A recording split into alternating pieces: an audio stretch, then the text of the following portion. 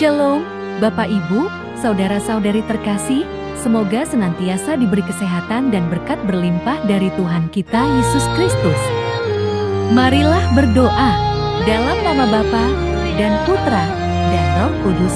Amin.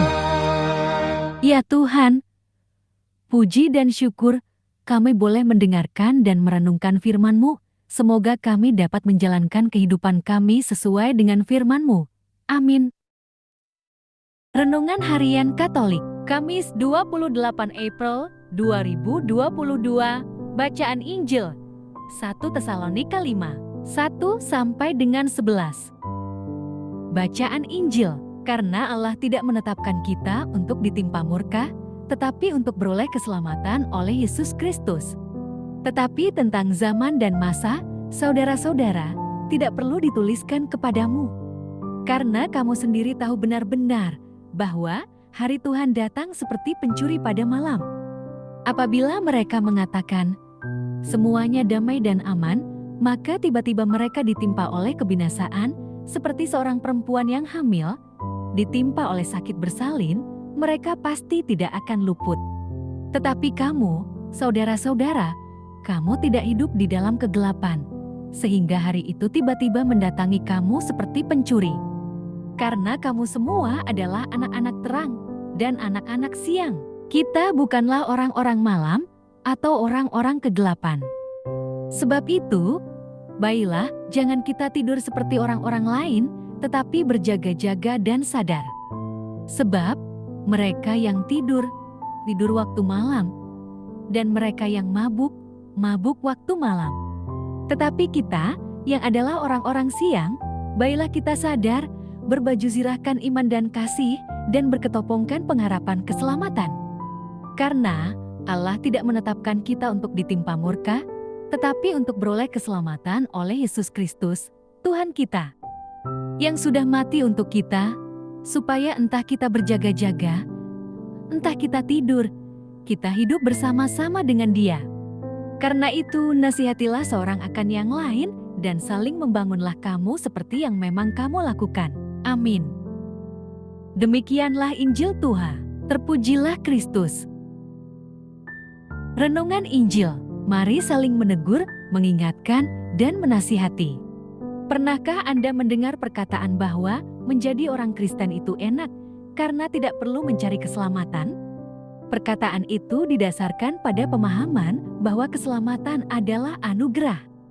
Namun, perkataan itu rawan disalahartikan bahwa orang Kristen tidak lagi perlu melakukan apa-apa untuk memelihara keselamatannya. Rasul Paulus menyinggung hal ini menjelang akhir suratnya, di tengah pengharapan akan kedatangan Tuhan Yesus yang kedua. Paulus mengingatkan bahwa waktunya memang tak terduga seperti datangnya pencuri. Namun, orang percaya tidak akan kecurian karena telah diselamatkan dan dipersiapkan oleh Tuhan. Sekalipun demikian, kita tetap harus waspada. Salah satu hal yang bisa dilakukan adalah saling menasihati dan membangun.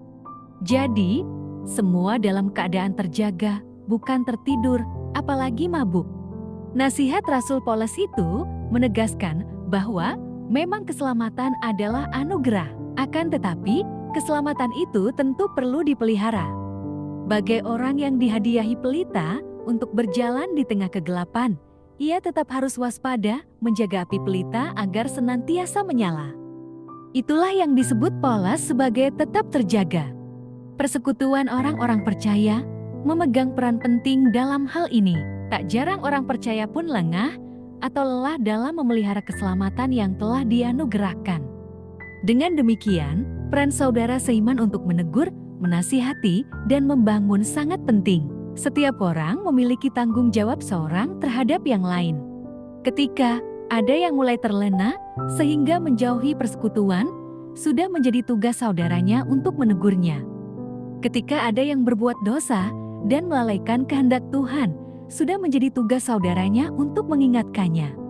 Mari saling menegur, mengingatkan, dan menasihati, bukan karena merasa diri lebih baik, melainkan karena itu adalah tanggung jawab antar orang percaya. Jadi, jangan ragu menegur saudara kita. Bangun, supaya ia terjaga dan waspada. Amin. Marilah berdoa. Allah Bapa sumber pengharapan, Engkau telah mengikat perjanjian dengan semua orang melalui Yesus yang terurapi.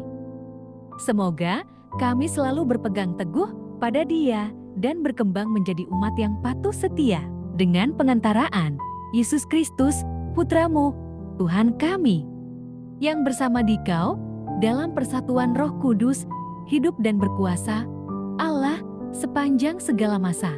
Amin. Dalam nama Bapa, Putra, dan Roh Kudus. Amin.